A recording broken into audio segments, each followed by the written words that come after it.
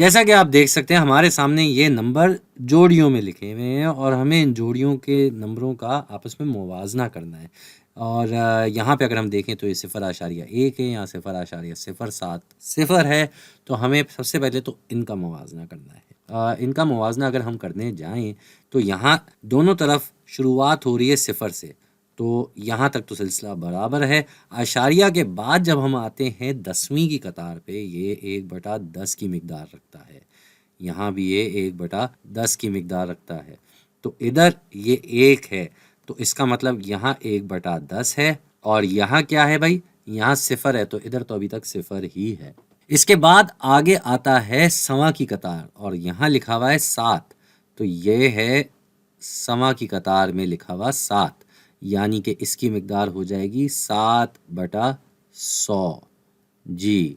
और इसके आगे 0 लिखा हुआ है तो उससे इसकी मिकदार पे कोई फ़र्क नहीं पड़ता। अशारिया में तो ऐसे ही होता है। अशारिया की दुनिया में आखिरी जो भी नंबर 0 के अलावा जो भी नंबर होता है उसके बाद जब 0 आते हैं, जैसे यहाँ लिखा हुआ है, तो इससे इसकी मिकदार पे कोई फ़र्क नहीं पड़ता।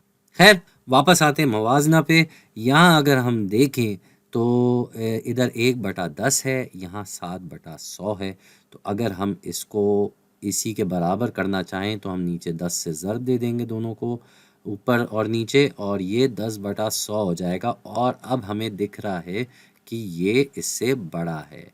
और ये हम सीधा सीधा यहाँ भी देख सकते थे कि जैसे ही 10वीं की कतार पे हम आए, यहाँ सिर्फ 1 था और यहाँ 0 था, तो इसी लम्हे पे ये इससे बड़ा हो चुका था। लेकिन मैंने कहा कसर में भी आपको दिखा दिया जाए।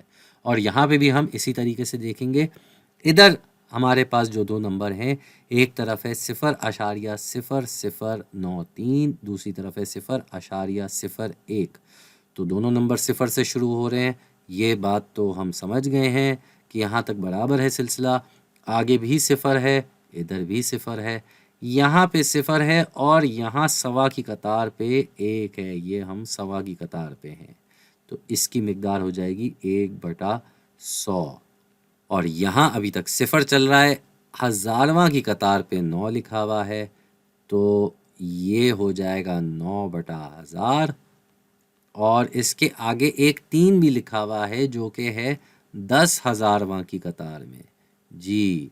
ये हो जाएगा 3/10,000। और इनको अगर हम जमा करेंगे तो ये हो जाएगा 93/10,000। 93 कैसे हुआ भाई, हमें इसको भी 10,000 करना था, तो हमने नीचे भी 0 लगाया, ऊपर भी 0 लगाया, फिर इन्हें जमा किया तो ये 93 आ गया। मैंने डायरेक्ट कर लिया, कोई बात नहीं। यहाँ पे 1/100 है, तो दिखने में तो यहाँ 93, 10,000, यहाँ सिर्फ 100। ओहो, तो कैसे होगा। मुवाजना करने के लिए हमें इधर भी 10,000 करना पड़ेगा नीचे, तो हम ऊपर और नीचे दोनों जगह 100 से ज़र्ब दे देते हैं। और 100 से ज़र्ब देते हैं तो ये कितना हो जाएगा भाई, ये हो जाएगा 100/10,000। और 100 जो है वो 93 से बड़ा है। तो इस बार हमारा मुंह इस तरफ खुल जाएगा, ये नंबर बड़ा है। और फिर से वही बात, सवा की कतार ही पे हमने देख लिया था कि यहाँ 1 था और यहाँ 0, तो तब भी हम ये फैसला कर सकते थे, लेकिन मैंने कहा एहतियातन आपको ये तो बताऊं। अब आ जाते हैं अगली बारी पे। यहाँ लिखा हुआ है 0.6, यहाँ है 0.06।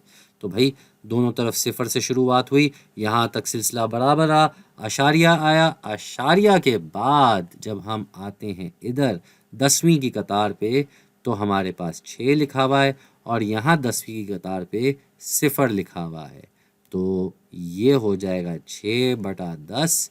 और यहाँ सवा की कतार पे जो 6 लिखा हुआ है उसकी वजह से ये हो जाएगा 6/100।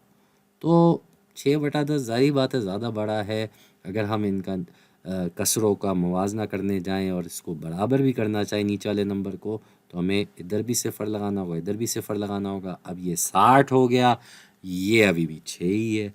तो फिर से वही बात हो गई कि हम पहले ही 10वां कह रहा हूँ, 10वीं की कतार पे हम पहले ही देख चुके थे कि यहाँ 6 था और यहाँ 0 था, लिहाजा 0.6 बड़ा है।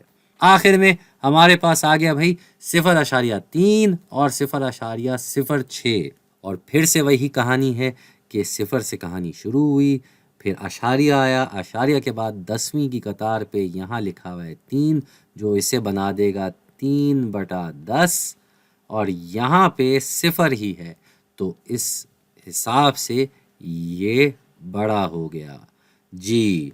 फिर भी आप देखना चाहते हैं, कोई बात नहीं, हम आ जाते हैं 1.25 की कतार पे जहाँ 6 लिखा हुआ है, और इसकी मिकदार हो जाएगी 6/100, और मुवाजना करने के लिए हमें इस कसर को भी 10 और 10 से ज़र्ब देना होगा ताकि ये बन जाए 30/100।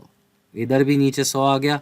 अब हम देख सकते हैं 30 6 से बड़ा है, लिहाजा 0.3 जो है वो 0.06 से बड़ा है। तो भाई कर लिया हमने इन चारों का मवाजना। उम्मीद है आपको ये समझ में आ गया होगा। हर तरीके से हमने समझ के देख लिया, हमने नंबरों को भी देख लिया एक एक करके हिस्से में, और हमने कसर में भी तब्दील करके देख लिया और मुवाजना कर लिया कि कौन सा बड़ा है और कौन सा छोटा।